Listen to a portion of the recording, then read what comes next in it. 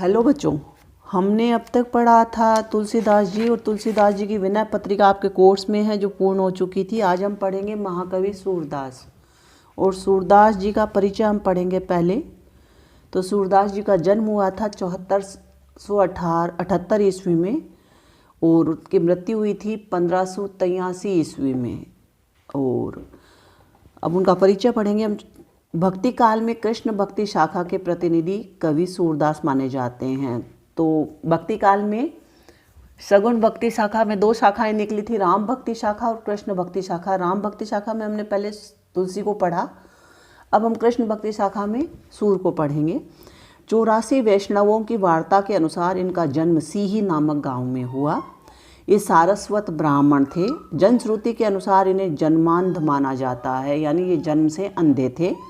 सूरदास जी का व्रत 84 वैष्णवों की वार्ता से केवल इतना ज्ञात होता है कि इनके गुरु वल्लभाचार्य थे। बचपन से भगवान में इनकी आस्था थी। एक बार जब वल्लभाचार्य जी गऊ घाट पर उतरे थे तब सूरदास ने उन्हें अपना गुरु बनाया और एक पद गाकर सुनाया।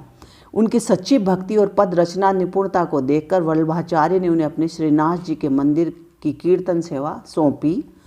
सूरदास जी नित्य नए पद बनाकर भगवान को अर्पित करते। इस प्रकार इनके लिखे हुए 1.25 लाख पद हैं। सूर की प्रशंसा में दोहे बहुत प्रसिद्ध हैं। अब इनके दोहे हैं कुछ। कींदो सूर को सर लख्यो कींदो सूरी की पीर, कींदो सूर को पद लख्यो बेंद्यो सकल शरीर। अगला है सूर सूर तुलसी ससी उड़गन केशव दास, अब के कवि खद्योत सम जह तय करत प्रकाश। अब इनकी कुछ रचनाएं हैं। सूरदास की 3 रचनाएं प्रसिद्ध हैं। एक है सूर सागर, नंबर 2 सूर सारावली और तीसरी है साहित्य लहरी। सूर सागर में है। सूर सागर की कथा भागवत पुराण के 10वें स्कंद से ली गई है। इसमें श्री कृष्ण जन्म से लेकर श्री कृष्ण के मथुरा जाने तक की कथा फुटकर पदों में है। सूर सारावली में इसमें 1107 पद हैं। सूर सारावली को अनेक विद्वान अप्रामाणिक मानते हैं, किंतु ऐसे विद्वान भी हैं जो इसे सूर सागर का सार अथवा उसकी विषय सूची मानकर इसकी प्रामाणिकता के पक्ष में हैं। साहित्य लहरी, इसमें 118 पद हैं। यह सूरदास के सुप्रसिद्ध दृष्टकूट पदों का संग्रह है। अलंकार निरूपण की दृष्टि से इस ग्रंथ का बहुत महत्व है। ये रीति ग्रंथ के रूप में प्रसिद्ध है। अब सूरदास जी के साहित्य की काव्यगत विशेषताएं हैं संक्षिप्त में थोड़ी सी।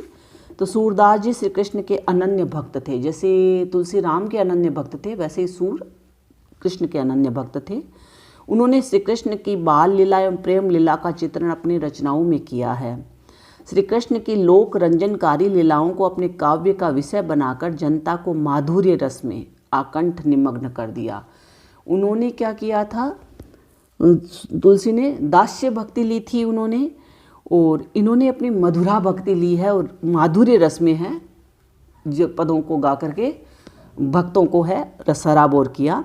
इसीलिए आचार्य शुक्ल ने कहा, श्रृंगार और वात्सल्य के क्षेत्र में जहाँ तक सूर की दृष्टि पहुँची वहाँ तक और किसी कवि की नहीं। इसीलिए सूरदास को वात्सल्य और श्रृंगार रस का सम्राट कहते हैं। बाल चेष्टाओं के ऐसी स्वाभाविक एवं मनोहारी झांकी अन्यत्र नहीं मिलती। इस श्रृंगार और वात्सल्य का कोना कोना झांक आए हैं। इनका संपूर्ण कृष्ण काव्य प्रेम, सौंदर्य एवं श्रृंगार रस से ओतप्रोत है। मानव सौंदर्य, प्रकृति सौंदर्य एवं भाव सौंदर्य से आप्लावित कृष्ण काव्य जनमन को अनुरंजित करने में पूर्ण समर्थ है। सूरदास के काव्य में कृष्ण की विहार स्थली ब्रज की अनंत सुषमा का निरूपण किया गया है। सूरदास के काव्य में वात्सल्य और श्रृंगार रस की प्रधानता है। आचार्य हजारी प्रसाद द्विवेदी ने लिखा है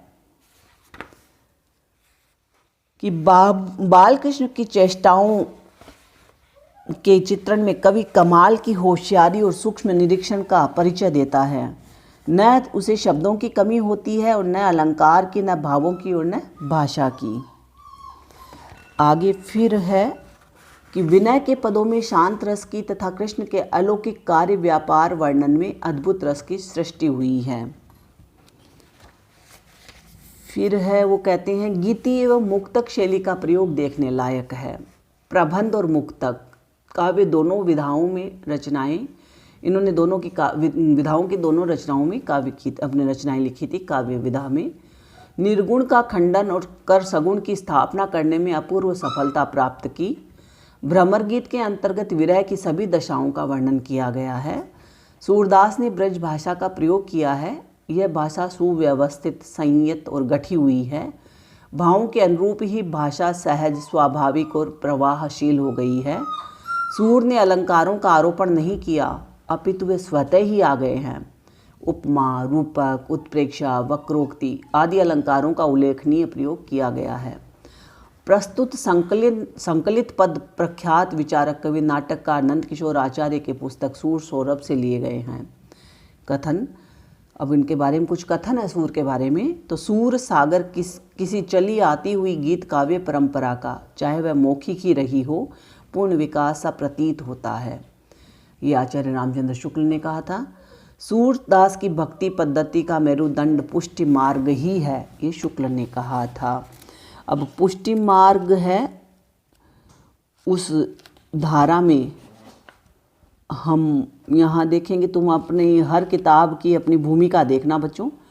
तो इसमें भी पुष्टि मार्ग की भूमिका में बताया गया है कि पुष्टि मार्ग में कौन कौन से अष्टछाप के कवि आते हैं और उस अष्टछाप के कवियों को अलग से इंगित किया है। तुम्हारे छोटे प्रश्नों में भी पूछा भी जा सकता है कि अष्टछाप के कवि कौन कौन से थे। तो अष्टछाप के कवियों में पहले नंबर पर आते हैं सूरदास जी, दूसरे नंबर पर आते हैं कुंभन दास, तीसरे नंबर पर है परमानंद दास, चौथे पर कृष्णदास और पांचवें पर गोविंद स्वामी, छठे पर नंददास, सातवें पर छीत स्वामी और आठवें पर चतुर्भुज दास। ये अष्टछाप के कवियों में गिने जाते हैं। और इनके बारे में कहा जाता था कि कहा गया था एक बार भक्ति परंपरा के अंतर्गत, जैसे ही कहते हैं सूर का देहांत हुआ था, और तो ये कहा गया था कि पुष्टि मार्ग को जहाज चलो जात है, जाको कछु लेना है सो ले। यानी कि पुष्टि मार्ग का एक अनुयायी ने पीछे इस तरह का अपना, कह लीजिएगा, सारा रचना कर्म छोड़ा है कि जिसको जो चाहिए वो उसमें से चुन सकता है। तो ये यहाँ पर कहा गया था, कोटेशन है इनके लिए। तो आपके कोर्स में सूर सौरभ के पद हैं, लिए गए हैं। तो पहला ही पद होगा जो एग्जाम की दृष्टि से भी लगा लो,